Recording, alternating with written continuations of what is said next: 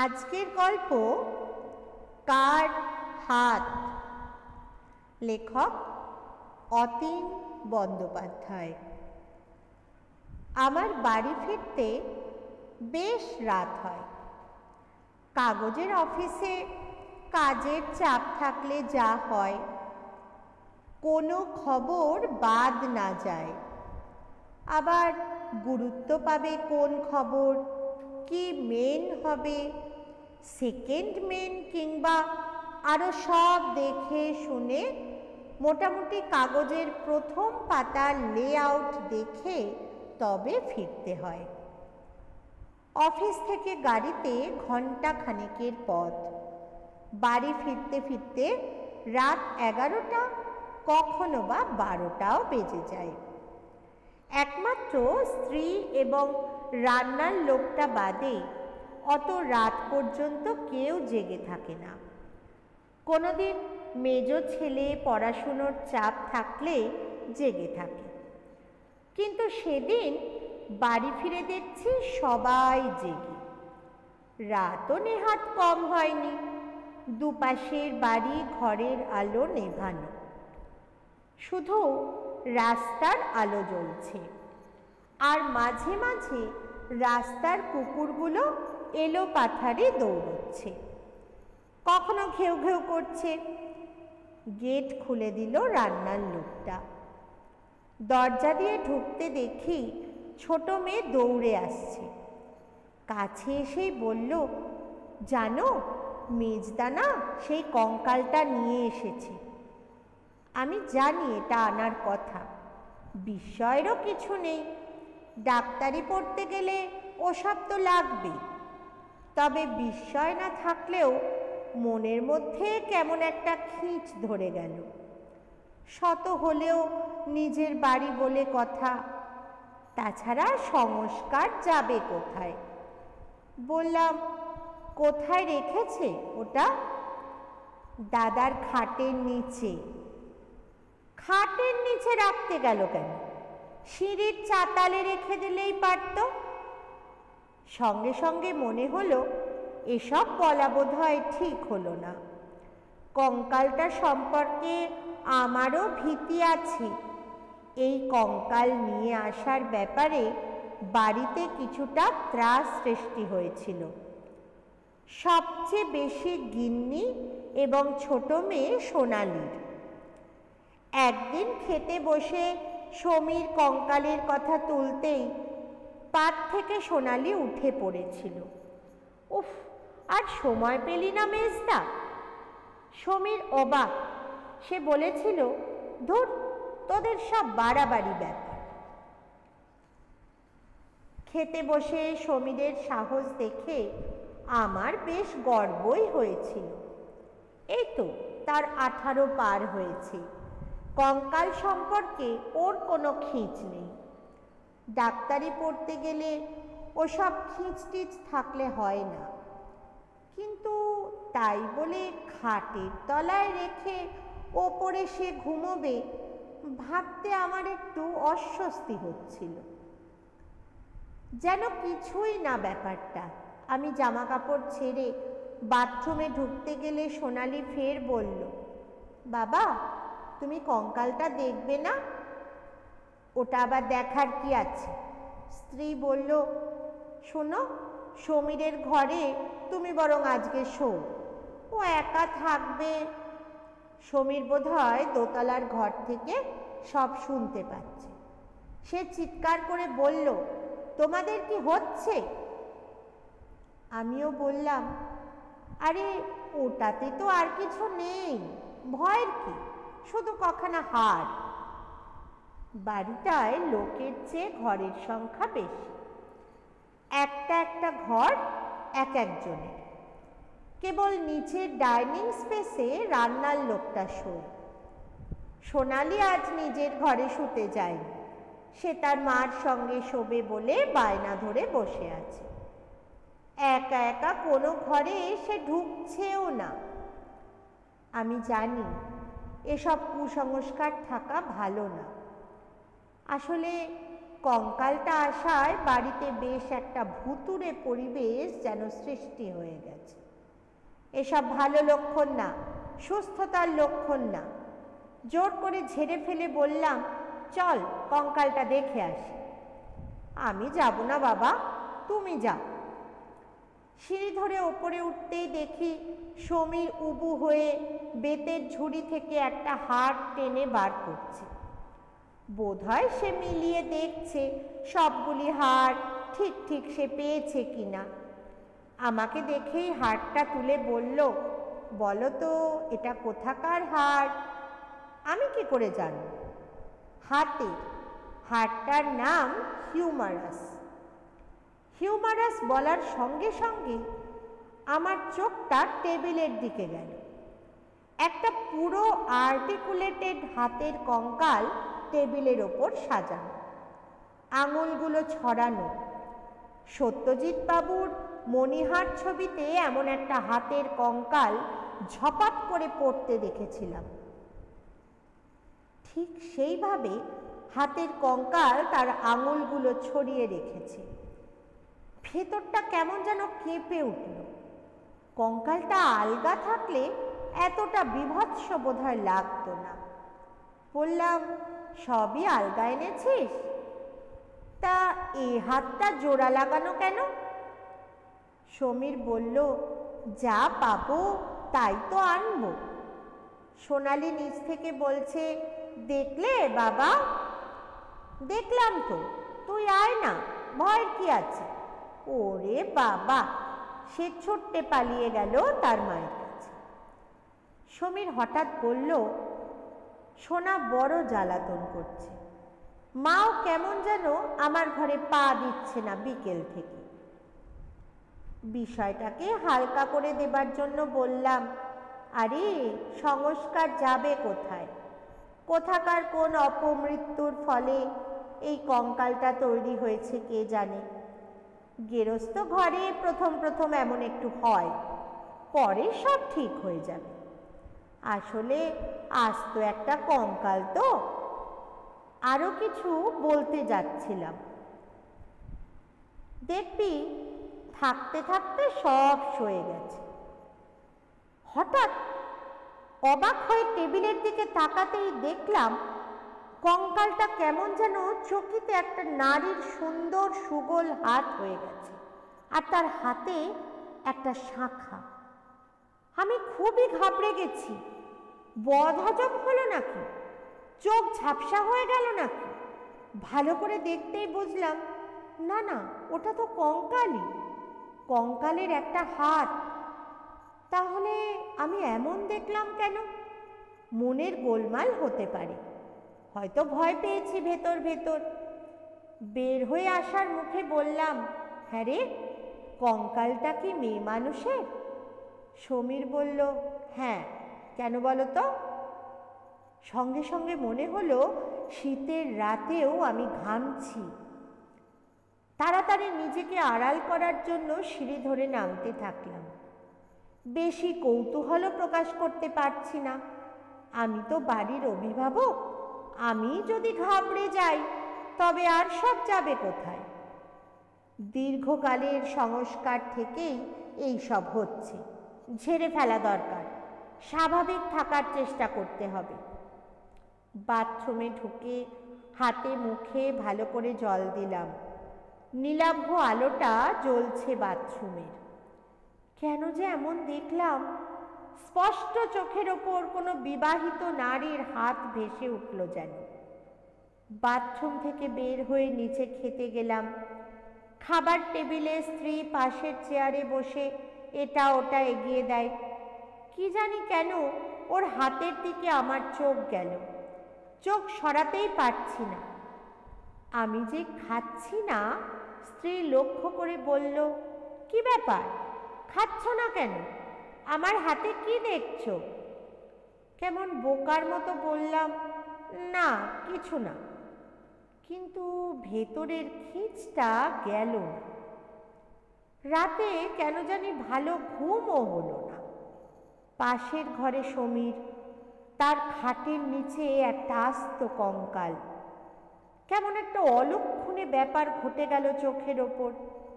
তাছাড়া যদি সমীর ভয় টয় পায়, এই সব দুশ্চিন্তায় প্রায় সারাটা রাত এপাশ ওপাশ করে কাটে গেল। সাহসেও কুলোচ্ছে না যে যাব ওর ঘরে একবার, ঘর থেকে কঙ্কালের ঝুড়িটা চাতালে তুলে রাখবো, যেন ও ঘরে গেলেই হা হা করে তেড়ে আসবে ওই হাতটা। হাওয়ায় কিংবা বাতাসে একটা কাটা হাত ভেসে বেড়াতে দেখলে, কিংবা টেবিলের ওপর পড়ে থাকতে দেখলে কার না ভয় লাগে। কাঁচের জানলায় দেখলাম কখন পূব আকাশ ফর্সা হতে শুরু করেছে। একটু আলো ফুটতেই সব অস্বস্তি কেটে গেল। সমীর ঠিকঠাক আছে তো? ভেতরে ভয় ধরে যেতেই ওর ঘরের দরজার লক খুলে ভেতরে ঢুকে দেখি ভোঁস ভোঁস করে ঘুমোচ্ছে সমীর। আর ওর মাথার কাছে সেই হাতের কঙ্কালটা। কিন্তু ওটা তো টেবিলে ছিল, রাতে ওর মাথার কাছে এনে কে রাখলো? সমীরকে ডেকে তুলে জিজ্ঞেস করতে পারি হাতের কঙ্কালটা এখানে কে রাখলো, কিন্তু সাত সকালে, সকালই বা বলি কি করে, এখনো অন্ধকারটাই তো ভালো করে কাটেনি। এত সকালে তো আমি উঠি না। এসব মনে হতেই খুব সন্তর্পণে ঘর থেকে বের হয়ে এলাম চোরের মতো। যদি জেগে গিয়ে দেখে আমি তার বিছানার পাশে দাঁড়িয়ে আছি চুপচাপ, ঘাবড়ে যেতে পারে।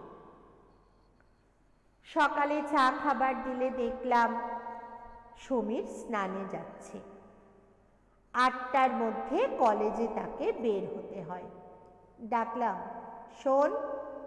কাছে এলে বললাম, হাড়টা নিয়ে শুতে তোর ঘেন্না করে না? ভয় কথাটা ইচ্ছা করেই বললাম না। ওই যে হাতের কঙ্কালটা, ওটা তো টেবিলে ছিল, তোর মাথার কাছে গেল কি করে? তুই রেখেছিস? কি জানি, মনে করতে পারছি না। এতে ধন্দ আরো বেড়ে গেল। মনে করতে পারছিস না মানে?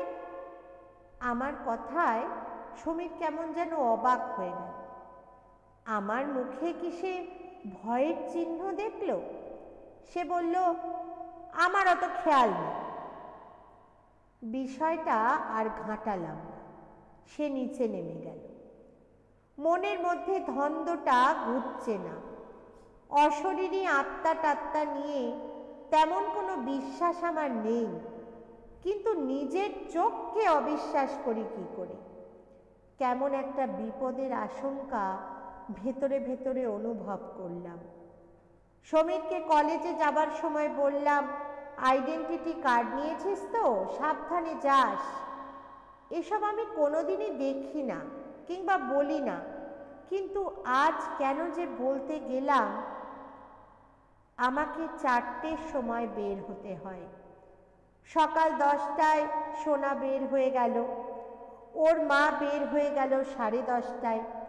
এখন বাড়িতে আমি আর কাজের লোকটা। খুবই উচাটনে আছি, স্নান খাওয়া করতে হয় তাই করা। উফ, সবাই ভালোই ভালোই বাড়ি ফিরে এলে হয়। ওপরের ঘরে আমি আর গেলামই না। গেলেই হাত দেখব না কঙ্কাল দেখব, এই আশঙ্কায় আমি বেশ মিয়ে আছি। বাবা বেঁচে নেই। অশুভ আত্মা সম্পর্কে তার একটা দৃঢ় বিশ্বাস ছিল। বাড়ি করার পর বাবা রক্ষাকালীর পুজো করে গেছেন। মাস 3 ছিলেন, রোজই সকালে চণ্ডীপাঠ করতেন। এসবে নাকি বাড়ি থেকে অশুভ প্রভাব দূর হয়। তখন আমার ছেলেমেয়েরা ছোট ছিল, অত ওরা বুঝতো না। কষ্ট না পান ভেবে আমরাও বাবার রক্ষাকালীর পুজো বা চণ্ডীপাঠ নিয়ে কোনো অবিশ্বাসের কথা বলিনি। এখন কেন জানি মনে হচ্ছে বাবা বেঁচে থাকলে এ বিষয়ে একটা পরামর্শ করা যেত। আশ্চর্য, সোনা দেখছি লাফিয়ে লাফিয়ে বাড়ি ঢুকছে, খুব খুশি। ওর আজ বার্ষিক পরীক্ষার ফল বের হবার কথা। আমার কিছুই মনে ছিল না। ও এসেই আমাকে জড়িয়ে ধরল, বলল, বাবা আমি না ফার্স্ট হয়েছি। খুবই সুখবর। 3 বছর ধরে সে আপ্রাণ চেষ্টা করে যাচ্ছে প্রথম হবার, কিন্তু হতে পারছিল না। ওর কি আনন্দ! আমার কি মনে হলো কে জানে। অফিসে ফোন করে জানিয়ে দিলাম আজ আমি যাচ্ছি না। এমন সুখবরেও কিন্তু মনের খিঁচটা আমার দূর হলো না। সমীর ফিরে না আসা পর্যন্ত যা সব দুর্ঘটনা ঘটে, তার উপর একটা হাতের কঙ্কাল এভাবে ভয় দেখালে কোনো অশুভ ইঙ্গিত থাকতে পারে, এসব মনেই হতে পারে। এবং বারবার জানলায় গিয়ে দাঁড়াই। ঘরে বসে থাকলেও উৎকর্ণ হয়ে থাকি গেট খোলার শব্দ হয় কিনা। একবার নিচে নেমে গেলাম, দেখি ডাক পিয়ন, চিঠি রমার। বড় মেয়ে রমার চিঠি অনেক দিন পাচ্ছিলাম না, চিন্তায় ছিলাম। চিঠিটি খুলে পড়তে আরো অবাক। ওর বর দিল্লিতে বদলি হয়েছে, আসামে ছিল। সেখানে বিদেশি প্রশ্নে গণ্ডগোল, হানাহানি, অরাজকতা, কত কিছু চলছে বছরের পর বছর। বাড়িতে দুশ্চিন্তার অন্ত ছিল না। উফ, কি যে হালকা লাগছে। এই করে একসময় সমীর এবং ওর মাও ফিরে এলো। মনের মধ্যে যে খিঁচটা ছিল সেটা একেবারে উবে গেল। অশরীরী আত্মার প্রভাব তবে এই বাড়িটাতে কোনো অমঙ্গল ডেকে আনে। পর পর সুখবর। এরপর বেশ কদিন কেটে গেছে। কঙ্কালটা নিয়ে আমাদের মধ্যে যে ত্রাসের ভাব ছিল সেটা কেটে গেছে। অনেক দিন বিছানা তুলতে গিয়ে দেখা গেছে ছোটোখাটো দুটো একটা হাড় পড়ে আছে সমীরের বিছানায়। আসলে সে বিছানায় শুয়ে পড়তে ভালোবাসে। প্রথম বছরটা ডিসেকশন আর হাড়ের নাম মুখস্থ করতে করতেই বুঝি কেটে যায়। পড়তে পড়তে কখন ঘুমিয়ে পড়ে সে নিজেই টের পায় না। হাড়গোড় বিছানায় পড়ে থাকলেও এ নিয়ে কেউ আর কোনো শোরগোল তোলে না। তবে ওর মা চান টান করে পারতপক্ষে এখনো সমীরের ঘরে ঢুকতে চায় না।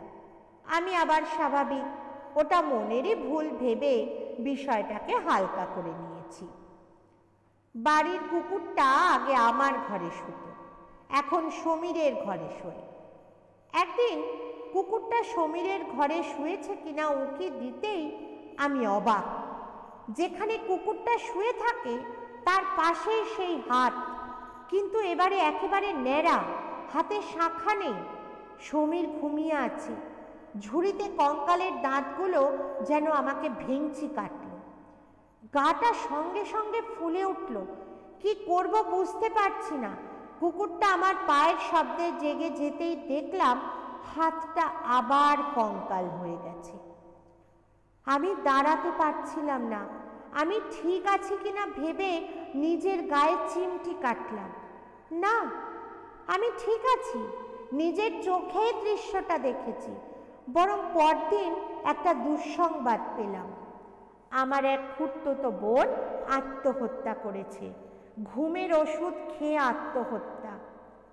হাত ন্যাড়া, ঠিক বিধবার হাতের মতো সাদা ফ্যাকাশে। আগে যেটা দেখেছিলাম একজন যুবতীর হাত, এবারে দেখলাম খুব শীর্ণকায়। তবে এই অশরীরী কি আমায় শুভাশুভ আগে থেকেই জানিয়ে দিচ্ছে? একদিন রাতে বাথরুমে যাচ্ছি, দেখলাম সেই বিধবা হাত আবার মেঝেতে পড়ে আছে। সারা রাত আমার ঘুম হলো না। খেতে বসে খেতে পারলাম না। স্ত্রী ঠিক টের পেয়ে বলল, তোমার কি হয়েছে বলো তো? মাঝে মাঝে তুমি অমন হয়ে যাচ্ছ কেন? আমি তো বলতে পারি না যে বাড়িতে কঙ্কালটা যেমন এসেছে তার সঙ্গে সেই অশরীরী আত্মাও হাজির। পরপর 3 দিন দেখার পর নিজের ভ্রম বলে আর আমি মেনে নিতে পারছি না। সকালে বারান্দায় পায়চারি করছিলাম। একবার ইচ্ছা হলো বলি, সুমিত তুই এটা ফেরত দিয়ে আয়, কিন্তু বলি কি করে? আমি প্রবীণ মানুষ, আমার মধ্যে যদি বিভীষিকা দেখা দেয় একটা কঙ্কালের কাণ্ড কারখানায়, তাও আস্ত নয়, শুধু একটা হাতের কঙ্কাল, তবে সমীরের মতো ছেলে মানুষের পক্ষে মাথা ঠিক রাখা কি সহজ হবে? কাউকে তো বলাও যায় না। আমার বাড়িটা কঙ্কালটা আসায় ভুতুড়ে বাড়ি হয়ে গেছে, ভাবতেও যেন আমার খারাপ লাগছিল। অমঙ্গলের আশঙ্কায় খুবই ঘাবড়ে গেছি। বড় ছেলে বাইরে থাকে, যদি কিছু হয়। সকালেই ট্রাঙ্কল করলাম, পেয়েও গেলাম, না পরমেশ ভালোই আছে, আর কি হতে পারে। এইসব সাত কাজ ভেবে যখন কুল কিনারা পাচ্ছিলাম না, কারণ যে কোনো মুহূর্তে যা কিছু অঘটন আছে সব ঘটতে পারে, একেবারেই স্বস্তি পাচ্ছি না। ছেলে কলেজে গেল, স্ত্রী স্কুলে চলে গেল, সোনা স্কুলে, এখন বাড়িতে বসে থাকা আর শুধু অপেক্ষা। অনেকগুলো খবরের কাগজ আসে, সব দেখা দরকার। আমরা কোনো খবর মিস করলাম, কিংবা কোনো কাগজ কি খবর মিস করলো, আমাদের হেডিং স্ট্যান্ড কতটা, এসব দেখার একটা আকুলতা থাকে। কিন্তু কিছুতেই খবরের কাগজগুলোতে আমি মনঃসংযোগ করতে পারছি না। এই বুঝি কলিং বেল টিপে কেউ কোনো দুঃসংবাদ দিতে এলো। ভেতরে ভেতরে যেন গুটিয়ে গেছি আমি। উফ, দিনটা ভালোই ভালোই কেটে গেল। রাতে ফিরে এসেও দেখলাম সব ঠিকঠাকই আছে, কেবল একটা সংশয় মনের মধ্যে পাক খেতে লাগলো। কঙ্কালটা কি সত্যি কোনো নারীর? সমীর বলল ঠিকই, কিন্তু ওর ভুলও তো হতে পারে, বা একটা মানুষের সবকটা হাড় না হয়ে একটা হাড় তো অন্য কারোরও মিশে যেতে পারে। কিন্তু এসব কথা তো গুরুত্ব সহকারে সমীরকে জিজ্ঞাসাও করা যায় না। যদি সমীর ভাবে আমি ভয় পাচ্ছি, আমি ভালো নেই, সুতরাং ওর ডিসেকশন রুমের কথা দিয়ে আলোচনাটা শুরু করলাম। সমীর বলল, বাবা এবারের বডিটা খুব ভালো পেয়েছি। তারপরে আরও দুটো একটা কথা বলার পর বললাম, এটা যে একটা মহিলার কঙ্কাল তা তুই কি করে বুঝলি? ডোম কি বলে দিয়েছে? ও মা, বলে দেবে কেন? মেয়েদের ছেলেদের স্যাক্রাম আলাদা রকমের, পিউবিসের গঠনও আলাদা। এরপরে আর কি বলি? তবে ওটা যা দেখি আমি, সেটা বিধবারই হাত, ন্যাড়া এবং ভয়াবহ রকমের কুৎসিত। সেদিন রাতের বেলা সমীর হঠাৎ চিৎকার করে উঠল, বাবা শিগগিরই এসো, দেখো এসে কুকুরটা কেমন যেন করছে। একটা দাপাদাপির শব্দ পাচ্ছিলাম। ছুটে ভিতরে যেতেই শরীর হিম হয়ে গেল। কুকুরটা মুখ ঘষছে মেঝেতে, মুখ ঝাড়ছে, আর পাগলের মতো মুখ থেকে কি যেন একটা ঝেড়ে ফেলতে চাইছে। ভয়ে সমীর খাটের ওপরে দাঁড়িয়ে আছে, সোনা আর ওর মা কান্না জুড়ে দিয়েছে। কুকুরটা কোনো শব্দ করতে পারছে না, কিছুক্ষণের মধ্যে দাপাতে দাপাতে মরে গেল। আমার মুখ থেকে শুধু একটা অস্ফুট শব্দ বেরোলো, আমি তবে ঠিকই দেখেছি। সমীর একদিন বলল, জানো বাবা, মনে হয় কুকুরটার কৃমিটিমি হয়েছিল। আমি কিচ্ছু বললাম না, কারণ হাতটা যদি আবার দেখি তবে বুঝতে পারবো যে বিপদের কথা আমি আন্দাজ করছি। আমার স্ত্রী একদিন বলল, তোমার শরীর এত ভেঙে পড়ছে কেন বলো তো? কি চেহারা হয়েছে তোমার? বললাম, বারে বয়স বাড়ছে না, এই বয়সে কি চেহারায় চিকনাই আসবে নাকি? সেই দিনই রাতে বাথরুমে যাব বলে বের হয়েছি। জিরো পাওয়ারের এখন আলো জ্বলে আমার ঘরে। রাস্তার আলোগুলো দেখা যায়, বাড়িটার বড় বড় সব কাঁচের জানলা। বাড়িটা স্পষ্টই প্রায় দেখতে পাওয়া যায়। হঠাৎ মনে হলো গভীর রাতে কোনো মহিলা হাতে টিনের সুটকেস নিয়ে একটা প্ল্যাটফর্মে দাঁড়িয়ে আছে। সে যেন আমার বড় চেনা, ঠিক সুষমার মতো। ধীরে ধীরে আমার বাড়ির দিকে হেঁটে আসছে।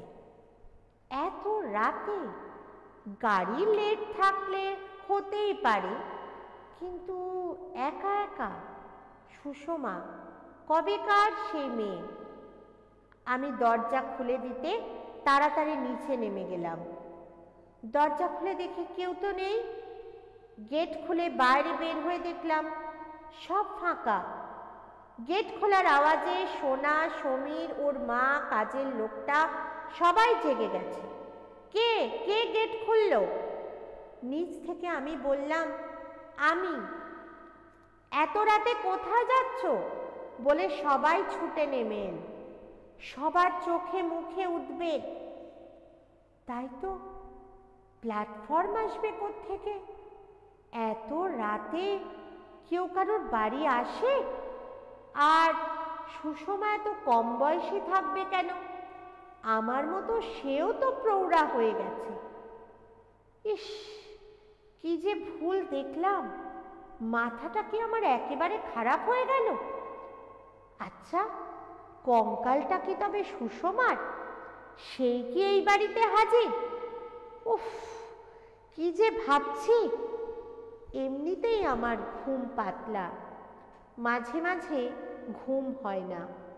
আজ দুটো ঘুমের বড়ি খেয়ে শুয়ে পড়তে যাব, এমন সময় সমীর, সোনা, তাদের মা আমার পাশে এসে দাঁড়ালো।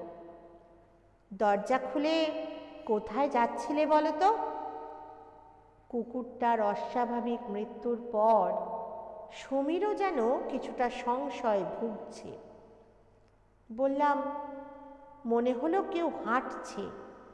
চোরের যা উৎপাত, কুকুরটা তো নেই। চোর ঠিক বুঝতে পেরেছে। প্ল্যাটফর্ম অথবা সুষমার কথাটা আমি পুরোপুরি এড়িয়ে গেলাম। আর সুষমা তো আমাদের দেশের বাড়িতে বছর খানেকের জন্য ছিল। তখন আমি কলেজে পড়ি।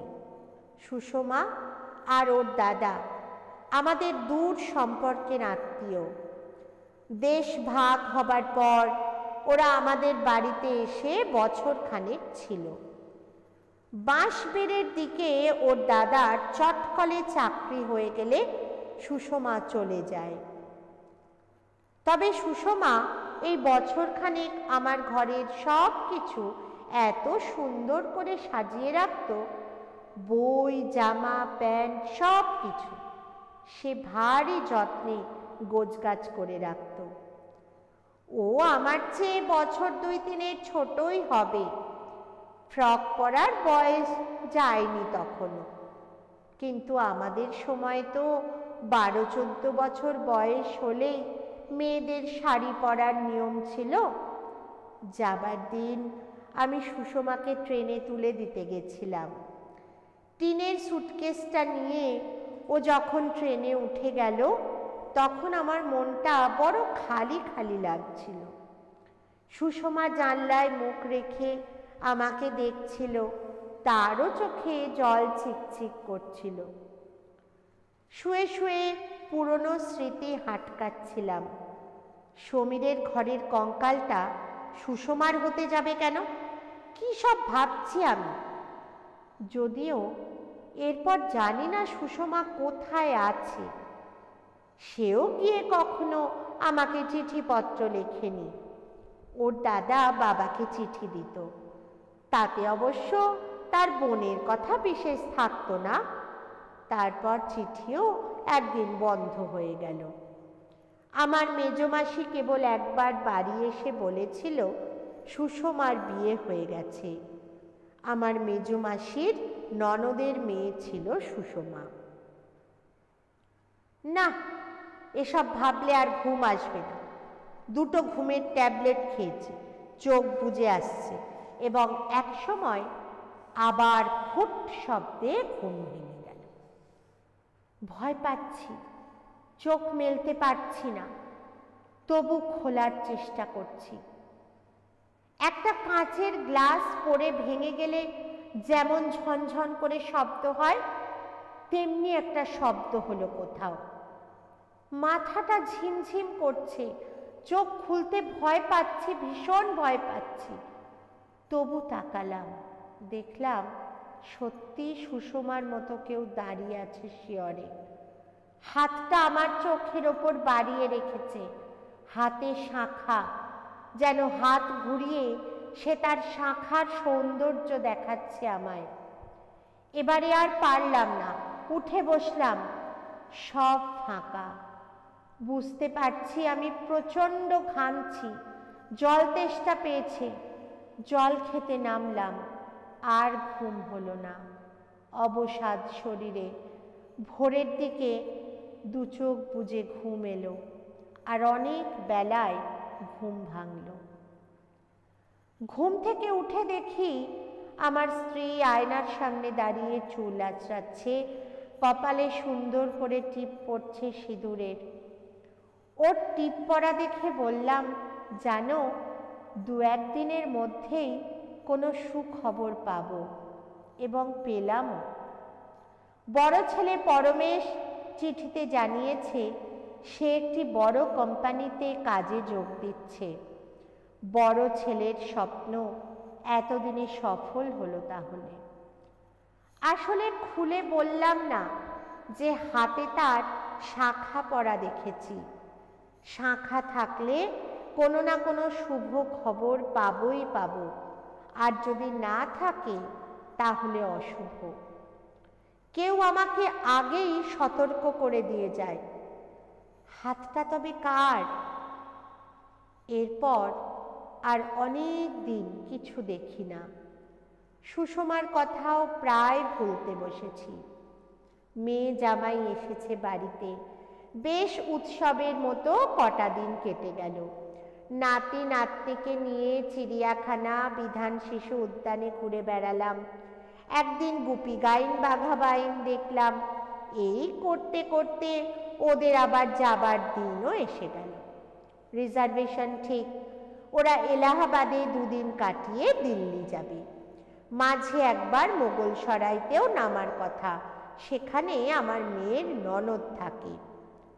যাবার সময় আত্মীয় স্বজন সবার সঙ্গে দেখা করে যাবার ইচ্ছা ওদের। দেখতে দেখতে যাবার দিন এসে গেল, এবং সেদিন রাতে খেতে বসে আবার সেই কঙ্কালের ন্যাড়া হাত বারান্দায় পড়ে আছে দেখতে পেলাম। আবার চমকে গেলাম। এটা দেখলেই টের পাই কোনো অশুভ ইঙ্গিত এর মধ্যে আছে। খাবার টেবিলেই অরূপকে বললাম, কাল তোমাদের যাওয়া হবে না, টিকিট ক্যান্সেল করো। ওরা তো অবাক। অরূপ বলল, কেন বাবা, কাল গেলে কি হবে? না, আমার মনটা সায় দিচ্ছে না। স্ত্রী ভীষণ রেগে গিয়ে বললেন, তুমি যে কি অদ্ভুত কথা বলো। এই এক হয়েছে জানিস তো। মেয়ের দিকে তাকিয়ে বলল, তোর বাবা আজকাল যেন কেমন হয়ে গেছে। আমি শুধু বললাম, যাওয়া হবে না বলেছি, যাওয়া হবে না বলে টেবিল থেকে উঠে গেলাম। রাতে অরূপ আমার ঘরে এলো, বলল, বাবা, রিজার্ভেশন আবার কবে পাওয়া যাবে? বললাম, সে আমি ঠিক করে দেব, তোমাদের ভাবতে হবে না। 2 দিন বাদে খবরের অফিসে টেলিপ্রিন্টারে ভেসে উঠল খবরটা। এলাহাবাদের কাছে ভয়ঙ্কর ট্রেন দুর্ঘটনা। 82 জন দুর্ঘটনাস্থলেই মারা গেছে। 2টো বগি চুরমার, এবং বগির নম্বর ট্রেন মিলিয়ে বুঝতে পারলাম এই ট্রেনের এই কামরাতেই আমার মেয়েদের থাকবার কথা ছিল। অবশ্য এসব খুবই রহস্যজনক ঘটনা। কাউকে কি সত্যি এ কথা খুলে বলা যায়? স্ত্রী বলল, তুমি কি সব আগাম দেখতে পাও? আমি শুধু বললাম, জানি না। পরে খবর নিয়ে জেনেছি সুষমা তার স্বামীর ঘর থেকে 5-7 বছর আগে কোথায় যেন চলে গেছে, তার কোনো খোঁজ পাওয়া যায়নি।